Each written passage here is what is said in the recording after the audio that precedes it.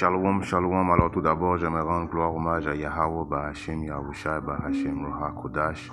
Yahweh qui est le nom du Père le Tout-Puissant, le plus haut. Bahashem qui veut dire au nom Yahushai qui est le Fils, Bahashem, Roha, Kodash qui est le Saint-Esprit. Shalom aux 144 000 aux élus et doux bonheur et respect aux apôtres, aux aînés de Gredmistone, car c'est eux qui nous ont appris cette vérité. Ici, frère Amoise de Montréal, et à vous seulement je dis Shalom. Alors je vais faire Apocalypse 1 détaillé, right? Alors, Apocalypse 1 et 1, il est écrit la révélation de Yahushua Mashiach.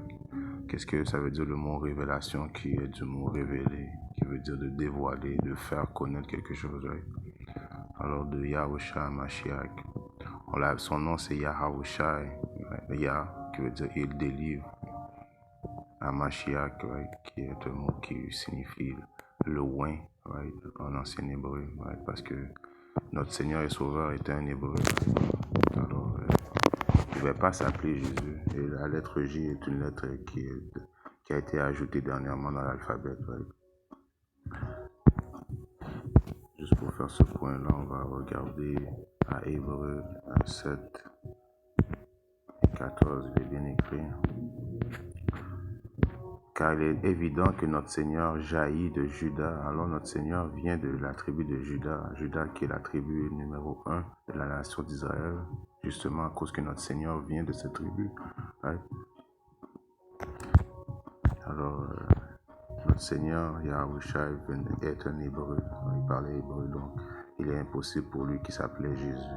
Jésus c'est un autre Dieu, un autre pouvoir. Okay?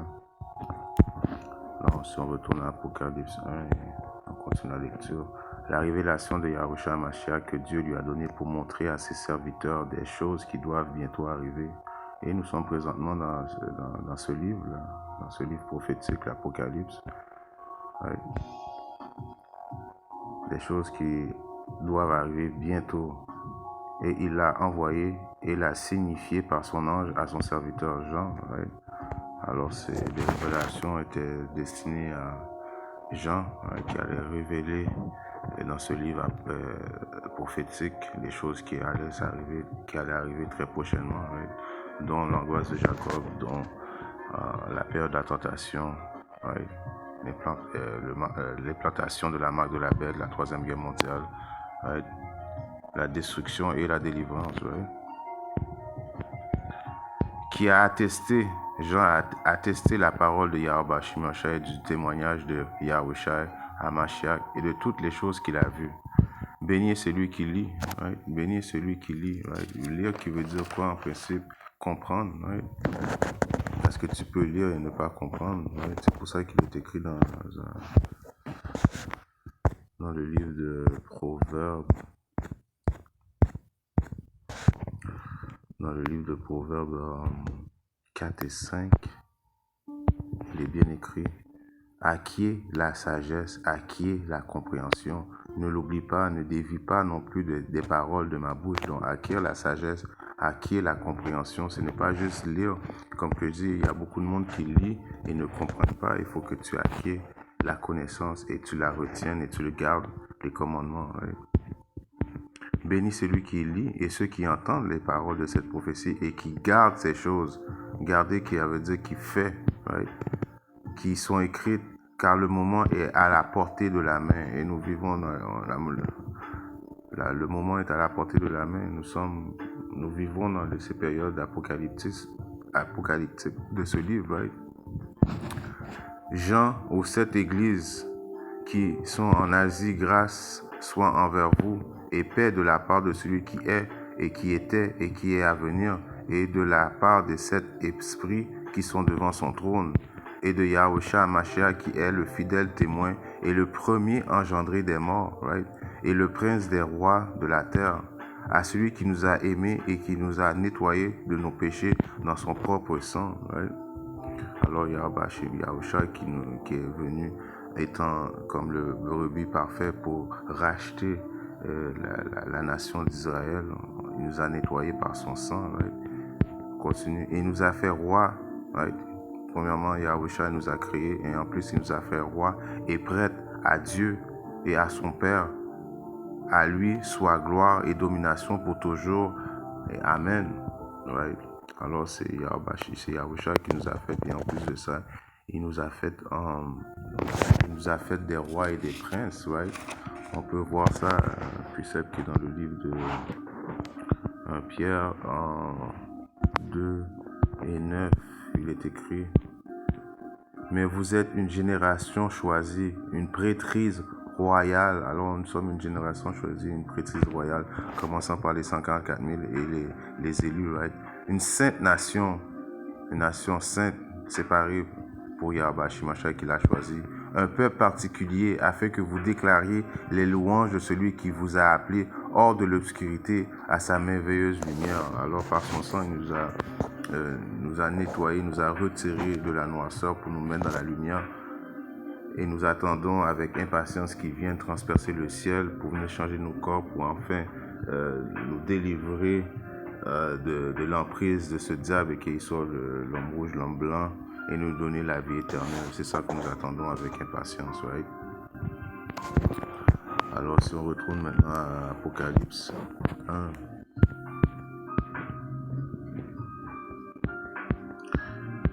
c'est 7. Voici, il vient avec les nuages, et tout œil le verra, ceux aussi qui l'ont percé, et toute la parenté de la terre se lamenteront à cause de lui. Oui, certainement.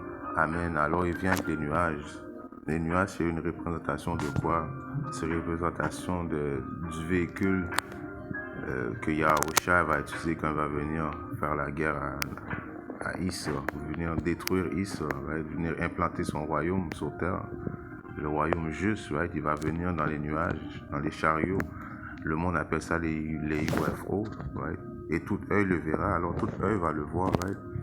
On va juste prouver que ces chariots, ça veut dire que c'est des soi-disant dit UFO, comme le monde appelle, right? Dans le livre de Actes 1 et 11, il est écrit, on va commencer à 8. Mais vous recevrez du pouvoir après que l'Esprit Saint sera venu sur vous, et vous serez mes témoins à la fois à Jérusalem et dans toute la Judée et en Samarie et jusqu'aux endroits les plus reculés de la terre. Alors ça, c'est une prophétie à cause qu'on sait que les apôtres n'avaient pas eu le temps de venir dans les places les plus reculées de la terre dans cette époque-là, right? Parce que les places les plus reculées de la terre, on parle de l'Amérique, le Canada, right? Surtout l'Amérique, Babylone, right? À cause que ça, c'est un précepte de régénération, right? Qu'ils allaient revenir, right? Prophétiser les choses qui allaient venir à la fin, right? Et toutes les apôtres et les prophètes sont justement régénérés en Amérique présentement, right? À Babylone. C'est pourquoi que le salut, right? Le plus gros du salut va venir aux États-Unis à cause que les 12 tribus d'Israël sont aux États-Unis présentement, right? Et quand il dit ces choses, tandis qu'il regardait, il fut enlevé et un nuage le reçut hors de leur vue. Alors pendant qu'il parlait, Yahushua parlait aux apôtres, il y a un nuage qui est venu, un nuage qui est un UFO qui a pris notre Seigneur et Sauveur et qu'il est parti. Et tandis qu'il regardait fermement vers le ciel pendant qu'il montait, voici deux hommes se tinrent près d'eux en tenue blanche. C'est les deux hommes, c'est les anges. Lesquels aussi dirent, vous, hommes de Galilée, hein, les anges ont parlé aux apôtres, pourquoi vous tenez-vous regardant fixement vers le ciel? Ouais, les autres, ils étaient saisis, ils regardaient fixement dans le ciel, ne comprenant pas comment Yahushua a fait pour partir. Ouais. Ce même Yahushua, lequel est enlevé, qui s'est fait enlever par les chariots, d'avec vous dans le ciel, viendra de la même manière que vous l'avez vu au ciel. Ouais. Alors, c'est pour ça qu'ils disent que tout œil vont le voir. Il va venir dans les nuages qui sont des représentations des UFOs, right? On peut voir ça aussi dans le livre de Psaume 104 et 3. Celui qui dispose les poutres de ses chambres dans les eaux, qui fait des nuages sur chariot, qui marche sous les ailes du vent. Alors les nuages, ce sont les chariots, ce sont les véhicules célestes, right? Qui marchent sous les ailes du vent, alors ils volent, right?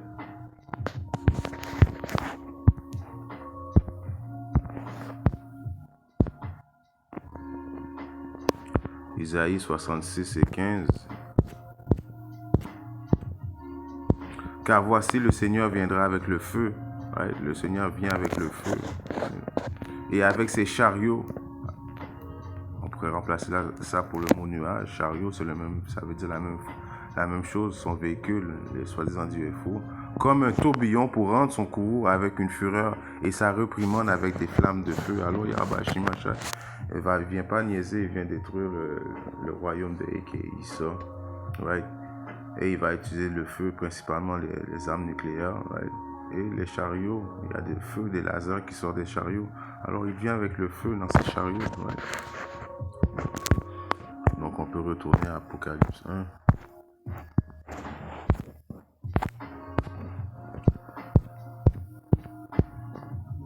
Voici, il vient avec les nuages, 7, et tout œil le verra. Tout œil va le voir à cause qu'il va avoir des millions et des millions de chariots, de soi-disant UFO qui vont couvrir le ciel. Right? Tu n'auras pas cher de le voir. Et en plus, celui que Yahushua va venir, il va venir avec le plus gros des chariots. C'est comme une ville, un pays un pays flottant, right, qui va couvrir le ciel au complet. So, tout le monde va le voir. Ceux aussi qui l'ont percé, right? Ça c'est encore un précepte de réincarnation. Ceux qui l'ont percé sont de retour aujourd'hui, alors ils vont le voir. Yahweh Shimasha revenir. Et toutes les parentés de la terre se lamenteront à cause de lui. Oui, certainement. Amen. Alors tout le monde va se lamenter, pleurer. Pourquoi? À cause que Yahweh Shimasha vient détruire ce royaume d'impies, right? Ce monde. Right? Alors ils vont tous se lamenter. Je suis Alpha et Oméga, le commencement et la fin, dit le Seigneur, qui est et qui était et qui est à venir, le Tout-Puissant. Moi, Jean, qui suis aussi votre frère et compagnon dans la tribulation et dans le royaume et dans la patience de Yahushua, right? Dans la patience qu'on peut remplacer pour la souffrance. Right? On souffre la même manière qu'on souffre avec Yahushua. On vit des moments difficiles, on va vivre la tribulation, des tribulations. Right? C'est la même façon, ceux qui persévèrent jusqu'à la fin vont se réjouir dans le royaume avec Yahushua. Right? De Yahushua à Mashiach étant dans l'île qui est appelée Patmos. Alors c'est là que Jean a reçu les révélations dans une île appelée Patmos. Patmos c'était qui appartient aux Grecs, c'était un lieu ou une prison, right, où ils ont envoyé Jean sur cette île-là. Right? Jean était emprisonné sur cette île-là quand il y a eu les révélations de Yahushua. Pour la parole de Dieu et pour mon témoignage de Yahushua Mashiach. J'étais en esprit, right, le jour du Seigneur, et j'entendis derrière moi une grande voix comme celle d'une trompette. Alors Jean a eu ces révélations-là en esprit, right? L'Esprit Saint a pris possession de lui, right? En disant, je suis l'alpha et l'oméga, le premier et le dernier, et ce que tu vois, écris-le dans un livre et envoie-le aux 7 églises qui sont en Asie, en Éphèse, et à Smyrne, et à Pergame, et à Thyatire, et à Sardes, et à Philadelphie, right? à Philadelphie, et à Laodicée, right? Les 7 églises de l'Asie mineure, right? Je me tournais pour voir la voix qui parlait avec moi, et m'étant tourné, je vis 7 chandeliers d'or. Right? Ça, c'est la vision de Jean. Right? Et au milieu de ces 7 chandeliers, quelqu'un semblable au Fils de l'homme. Right? Ça, c'est la description de Yahushua. Vêtu d'un vêtement descendant jusqu'aux pieds, et ayant la poitrine ceinte d'une ceinture d'or. Sa tête et cheveux étaient blancs comme la laine. Alors, la description de la chevelure de notre Seigneur et Sauveur était blanc comme de la laine, right? Comme les cheveux des soi-disant négros blancs, aussi blancs que la neige, et ses yeux étaient comme une flamme de feu. Right? Et ses pieds semblables à du beau cuivre. Ses pieds, right? Si tes pieds sont cette couleur-là, tout ton corps est la même couleur. Et on sait la couleur du cuivre est une couleur foncée. Right? Comme s'il brûlait dans une fournaise. Alors tu prends le cuivre et tu le mets dans une fournaise, right? Ça décrit comment notre Seigneur Yahushua était un homme très foncé dans une fournaise, et sa voix comme le bruit de beaucoup d'eau. Il avait dans sa main droite 7 étoiles, et sa bouche sortait une épée acérée, right? À double tranchant, et sa figure était comme le soleil qui brille dans sa vigueur. Alors, qu'est-ce que ça veut dire ce précepte-là? Apocalypse 1 et 16.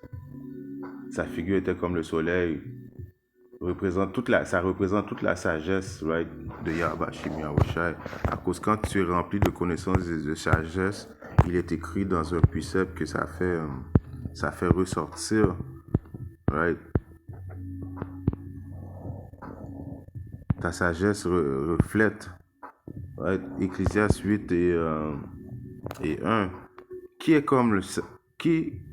comme l'homme sage et qui connaît l'interprétation d'une chose? La sagesse de l'homme fait reluire son visage. Alors c'est pour ça qu'il était reluisant comme ça, à cause qu'il avait de la sagesse. La sagesse d'un homme fait reluire son visage et l'assurance de son visage en sera changée. Alors imaginez-vous la sagesse que Yahusha, lui, il a fait en sorte que sa figure reluisait. Right? Donc c'est ça, ça veut dire ce précepte-là. Right? Yahbashim Yahusha avait une sagesse, un glow, comme on dit en anglais, un glow qui sortait de lui à cause qu'il avait tellement de sagesse. Right? Et quand je le vis, je tombais à ses pieds comme mort. Et il posa sa main droite sur moi, me disant, n'aie pas peur, je suis le premier et le dernier. C'est Yahusha qui a dit ça à Jean. Right? Je suis celui qui vit et qui était mort, et voici, je suis vivant à toujours. Amen. Et j'ai les clés de l'enfer et de la mort. Right? Il a les clés de l'enfer, qui veut dire une condition. Présentement, nous sommes dans une condition de l'enfer, et présentement, right? Et de la mort, en voulant dire qu'il a les clés de la mort, en voulant dire qu'il a vaincu la mort. C'est pour ça qu'éventuellement, quand il va changer nos corps, nous aussi, on va vaincre la mort. Avec Yahusha, on va vivre pour toujours, right? Il va nous sortir de cette condition infernale pour nous mettre dans une condition angélique, immortalité. Right? Écris les choses que tu as vues et les choses qui sont et les choses qui arriveront plus tard. Le mystère de ces étoiles que tu as vues dans ma main droite et de sept chandeliers d'or. Les 7 étoiles sont les anges des 7 églises et les 7 chandeliers que tu as vus sont les 7 églises. Alors si on va continuer plus tard, si Yahbashim le veut, je vais continuer à faire des leçons détaillées de l'Apocalypse, et si on va rentrer sur la signification des chandeliers et des étoiles, en espérant que cette petite leçon détaillée de l'Apocalypse 1 a édifié un frère ou une soeur qui est pas dans le monde. Si Yahbashim le veut, je vais répéter avec notre leçon. Shalom.